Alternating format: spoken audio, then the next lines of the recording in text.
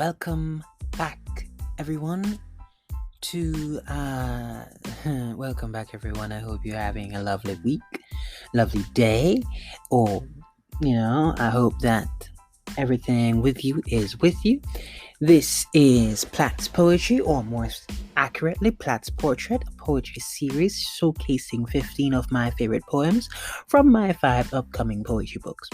In case you haven't guessed as yet, or if you are new here, my name is Platt. I hope that whenever or wherever, and which one is it? Whenever or wherever, every time that phrase comes, the phrase speaks to me. It's like whenever is suggesting that I'm saying any time of day, wherever is suggesting that I mean that if you're in the car, you're in the rambling. I know I ramble a lot. Anyways, I hope that your day is humming along the perfect pitch. But if the universe looks to be at war with you today, perhaps if you stick around for my short show, you will brighten your day. I promise that this show will be shorter than today. I accidentally made last week's show a bit longer than intended, but that was because I was going out of my head. Today we're going to try and stick to the script as much as possible. Now we know the drill. Before we move on, I have to run through some administrative matters. I would like to first take this opportunity to inform our new listeners that there are 4 parts up prior to this one. Yes, this is part 5. Oh my God, only 1 part left. Alright, guys. So this first part is a little introduction to this overall series, what's going on here. The second part looks at women that I have tried to court through poetry. Then the third one looks at the colored nature of poetry, like colors and how they relate to poetry. You can paint with a poem using the colors if you so want to think of it that way. And the fourth one from last week looks at the variety of themed poems. I think I was a bit too excited in last week episode. Was I too excited? I don't know. I'm trying to be a bit calm and relaxed in today's episode. Let me see if I can maintain this level of calm and relaxedness as we go throughout the episode, right? So I implore you to go check out on these episodes. Trust me, they are worth the time. Right? If you haven't as yet, please go and follow me over on Instagram as well at platt.s_poetry. I am having a little poetry challenge over there, and there is a prize. There's a little prize to be given away. In today's episode, however, let's focus on matters of today. We're going to be looking at my poems from my Poetry Week in 2020. More details are coming in the next section. So that basically it. My script is done for this section. Usually my introductions are 5 minutes long, but we're at 3 minutes and 20 seconds. Should I ramble on for another 2 minutes or stop? I think I'm going to stop. Maybe, let's stop. See you in the next section, guys.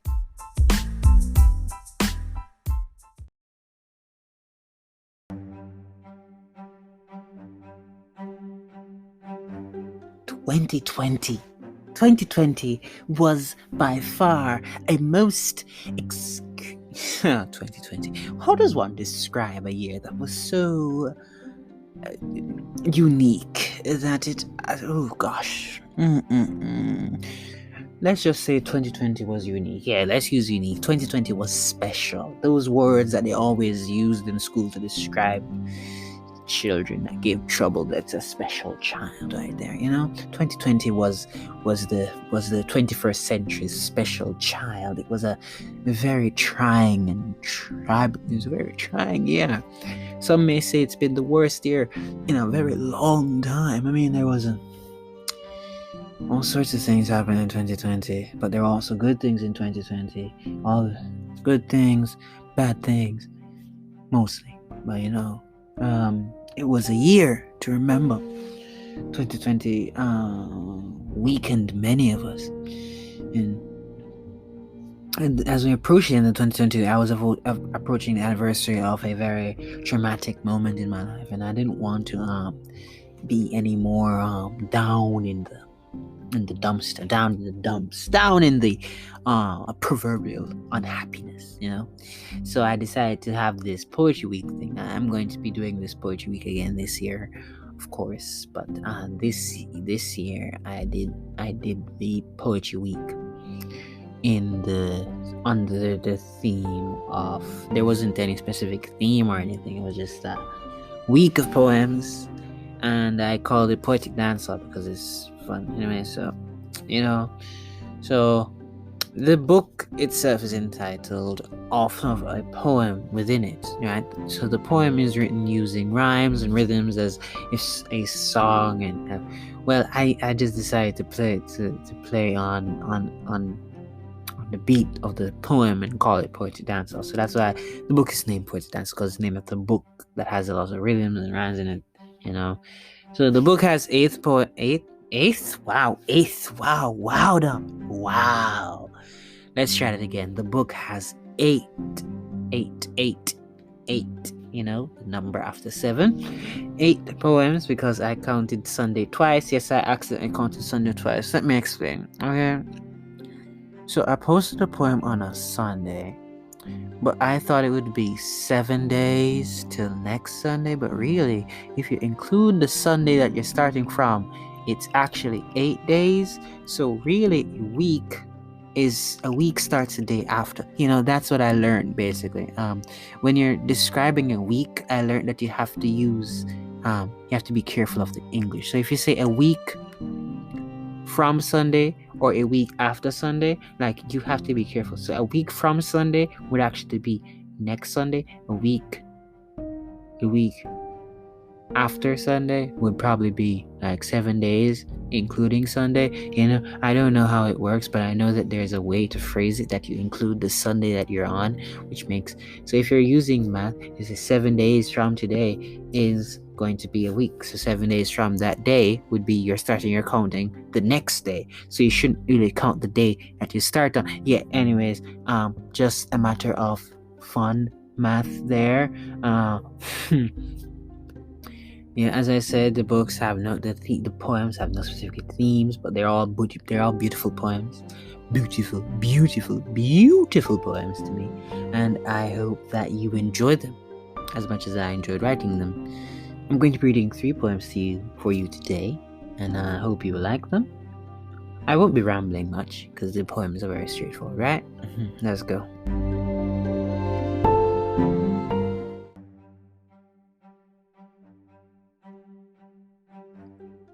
So, this first poem that we're going to be dealing with is entitled I'm Busy Today. Now, really, the story behind this poem is that my way to deal with things is to work. And by work, I mean distract myself, so I keep myself busy.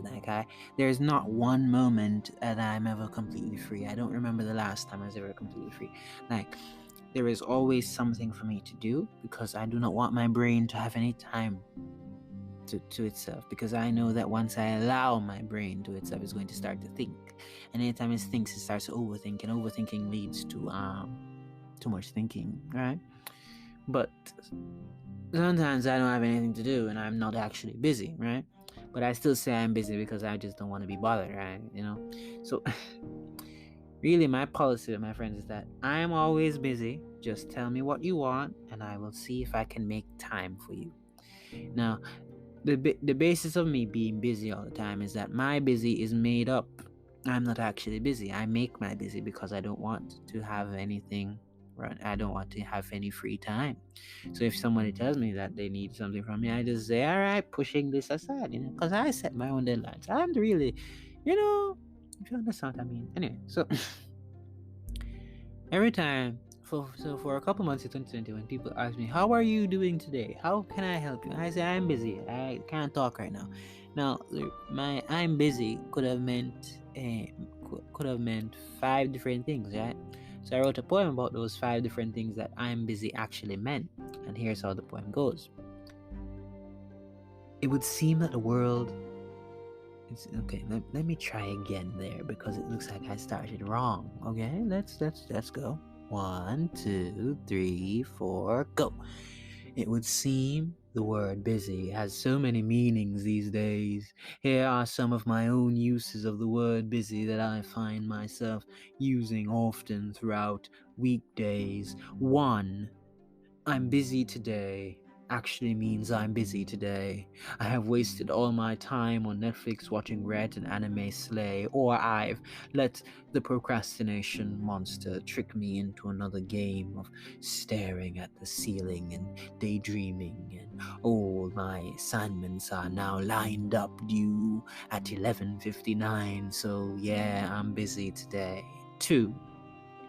I'm busy today, except I'm busy is a substitute for I'm fine or I'm tired. It means that I'm in my feelings today. I'm probably sad or mad on this day, and I don't want you to see me this way, so I say I'm busy today, but I leave out the part about my emotions coming to play. 3.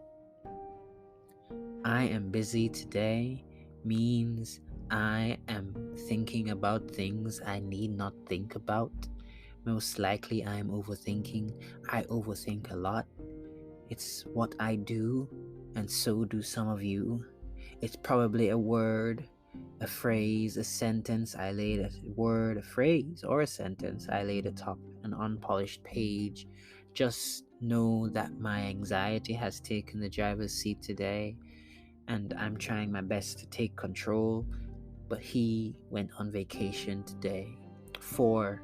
I'm busy today, which means that my perfection-obsessed mind is only one mistake away from crying all the water in my head and body away. It means I'm trying to deal with scars I am not ready to show the world today. It means I feel vulnerable and weak today, and I don't trust myself when I feel this way, so I push you away by saying I'm busy today.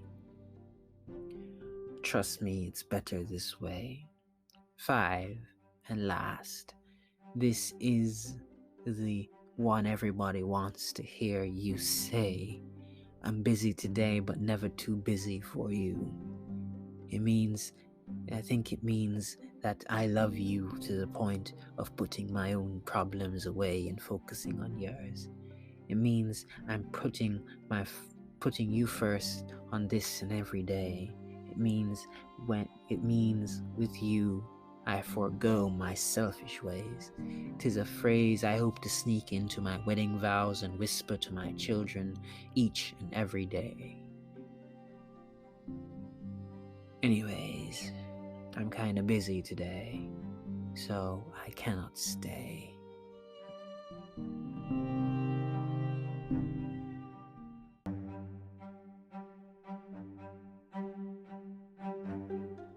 Welcome. Okay, so we're on the second poem of our little podcast today, right?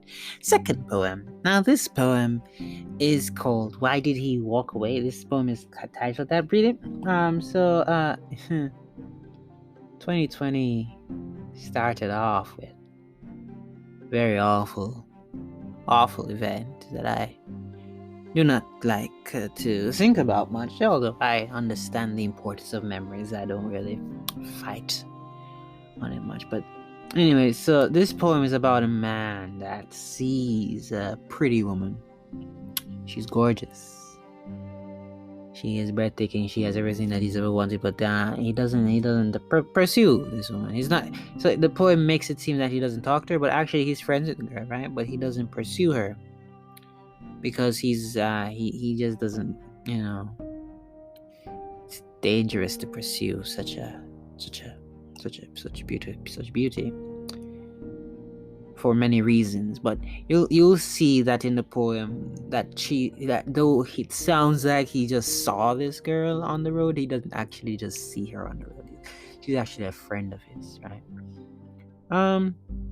Well, close enough to a friend, really. Actually, this poem has 3 speakers. Yes, three to 4 speakers, but 3 speakers.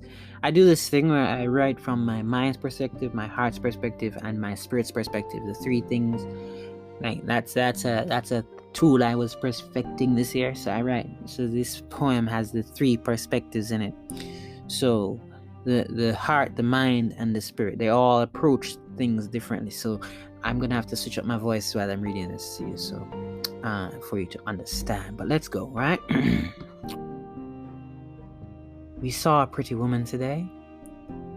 Her melanin sparkles under the sun's perverted gaze. Her hair flows like the Rio Grande. Her curves dance as though waves under a full moon's kiss. Her lips, small yet plump, beautiful together, but when apart. Oh my God, when apart. The pearls she hides are beyond pristine, beyond priceless, beyond the stars that light the night sky. I cannot lie, all these beautiful assets, and I am entranced by only one. I am stuck staring at her beautiful brown eyes that send a calm to my very core. Yet, though I adore her beauty and wish to explore its depth, I was forced to walk away because he, my master too, saw a pretty woman today, and his pessimistic mind promptly ended my play. We saw a pretty woman today. He was going to speak to her, but I stopped him quickly. He was being lied to by that heart of his. But he heard my words and walked away. What did I say? Well, I don't wish to award yet another pretty smile the opportunity of toppling my fences to the ground. I do not wish to drink that concoction that makes me think I am in love, that tricks me into falling in love, that fools me into being in love just to be unloved. I do not want to be left again. I do not want to be left again. I do not want to be left again. I will not be left again. For I will not allow a foolish heart or a young spirit to sway me into even the slightest possibility of being left again. That is what I said to him, and he walked away. For what is the worth of her to risk the little piece I've designed? What is the worth of her to throw my happy alone away? What is the worth of her, this beautiful woman? What is the worth of her that I need her to make me whole again, as if I am not content with my pencils, papers, and pens? We saw a pretty woman today, and under my warnings he walked away. We saw a pretty woman today. Yes, he, my master, walked away, but not in that way. I was elated that Cupid dared to cross my master's path after the last fiasco that drained his heart and blackened his mind. I'm surprised my master didn't shoot Cupid's hind. I took the opportunity and ran us towards the cliff's edge. We inhaled the sweet fragrances of lust and saw the abyss of romance below. The mist of love was calling us to its heart. I tried to jump. I really tried and couldn't move. I wanted to move. I so desperately wanted to move. Oh, how I wanted to jump into the abyss. I wanted to break every bone in our body again, but I couldn't jump. I could not move beyond platonic affection, for he was afraid. He, too, saw her beauty and was petrified, and thus, on the cliff, I stood grounded, and then he walked away. Why did he walk away? Not the thought of me being broken, not the thought of opening up again, not the thought of rejection's harmony. He walked away from romance because he prefers friendship's symphony to Cupid's tomfoolery, and none of us can argue with such poetic symmetry.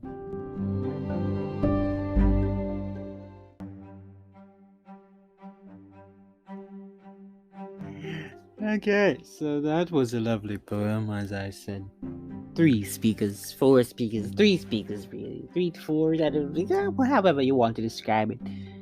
It's really about how someone would choose. So while the persona chose friendship over romantic relationship, he didn't even bother to try a romantic relationship. He just immediately friend zoned himself. Yeah. Anyways, this poem is entitled It, and it's about.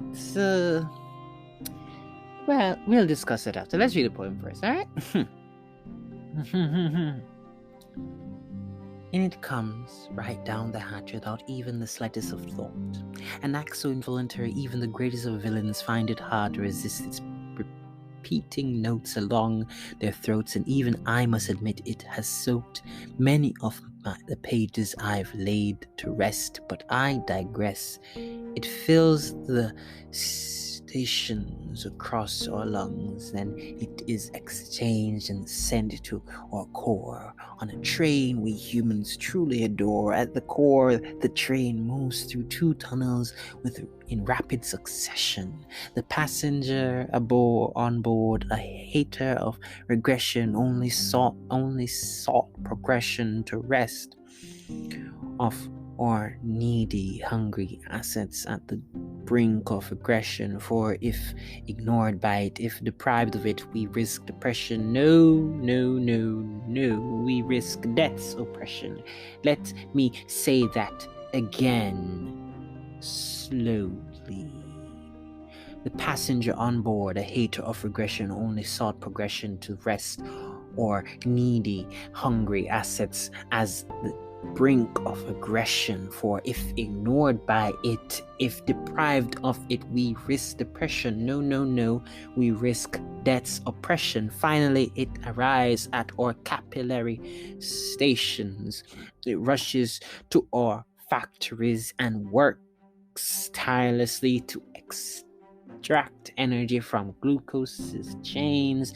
Then, at the end of the day, it returns to the station in a sluggish way, almost collapsing away on the body's pink clay. The train that comes to its rescue now, not as red as before, a blue train moves with little vigor to our core. If it tries to fall back, it is stopped by many a door, clapping it towards an encore, and eventually the train stops upon lunged floors. There it is pushed out, for it is stale and damaged, for it can only bring us harm if we hog it like medieval farmers and their cabbage patches.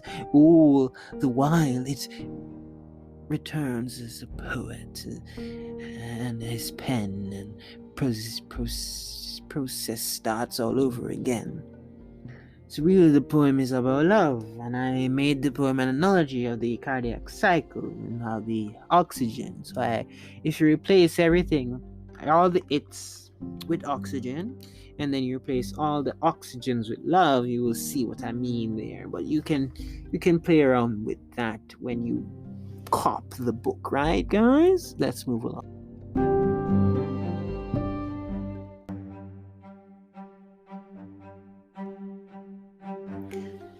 Well, we're at the end of today's episode. I told you all that today's episode would not be that long because I wanted to be apologetic for last week's lengthiness. I hope that this episode isn't long. I haven't actually compiled different audio sections as yet. However, I've reached the end section, which means that I have to go through the usual thing. So this is episode 5. I don't think if I had said 4 before, I apologize, but this is episode 5. There's only one episode left, which is going to be next week's episode. And I do hope that you enjoy the next week episode. This is going to be the final episode. And I do hope that you are getting to know me. Because remember, at Platt's portrait, the objective is to know who Platt is in some way, shape, or form. Anyways, I hope I entertained you today with these 3 poems from Poetic Dancehall. It is a lovely set of poems, I must say. And remember that my goal here is to learn. If you have any constructive criticism, please feel free to give them. I do not bite. Please also like, subscribe, and comment below. And you and what you loved most about this episode. And don't forget to follow me over on Instagram at Platt.s_poetry. And if you are not already over on YouTube, please go subscribe to Platt's Poetry. Until next time, Platt out. Love, but I usually say love, then Platt. Oh well. Platt out seems like a fancy way to say out, don't you think, guys? Platt out? Should I say Platt out?